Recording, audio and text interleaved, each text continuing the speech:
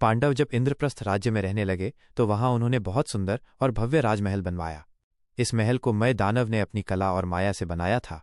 यह सभा इतनी अद्भुत थी कि देखने वाला चकित रह जाए। कभी फर्श जल जैसा लगता तो कभी पानी जमीन जैसा दिखाई देता। दीवारें और स्तंभ रत्नों से जगमगाते थे। यही कारण है कि इसे माया सभा कहा गया। पांडवों की शक्ति और वैभव बढ़ने लगा। युधिष्ठिर ने सोचा कि उन्हें राजसूय यज्ञ करना चाहिए, जिससे वे सम्राट कहलाएंगे और सभी राजाओं पर अधिकार करेंगे। श्री कृष्ण की सलाह से उन्होंने ये यज्ञ किया। अनेक राजा, ऋषि और लोग इसमें शामिल हुए। यज्ञ में सभी ने युधिष्ठिर की प्रधानता स्वीकार की, परंतु शिशुपाल नामक राजा ने इसका विरोध किया। उसने श्रीकृष्ण का अपमान करना शुरू कर दिया।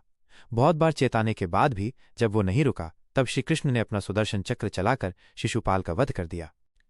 राजसूय यज्ञ की सफलता के बाद पांडवों का गौरव और बढ़ गया, लेकिन दुर्योधन ये सब देखकर भीतर ही भीतर जलने लगा। जब वो पांडवों की सभा और महल में गया तो उसकी माया में फंसकर कई बार गिर पड़ा और अपमानित हुआ। द्रौपदी ने भी हंसी में उसका मजाक कर दिया। यह अपमान दुर्योधन के मन में गहरी चुभ गया।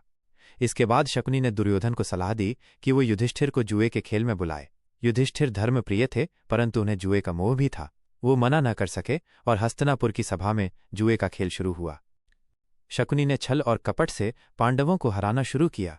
युधिष्ठिर ने एक एक करके सब कुछ दांव पर लगा दिया। पहले धन दौलत, फिर राज्य, फिर अपने भाई, फिर स्वयं को और अंत में द्रौपदी को भी हार बैठे। द्रौपदी को दासियों की तरह सभा में बुलाया गया। वहां उसका अपमान करने का प्रयास हुआ, जिसे द्रौपदी चीरहरण कहा जाता है। भगवान श्री कृष्ण ने द्रौपदी की लाज बचाई, परंतु उस दिन पांडवों और कौरवों के बीच की दुश्मनी ने ऐसी आग पकड़ ली जो आगे चलकर महाभारत युद्ध का कारण बनी।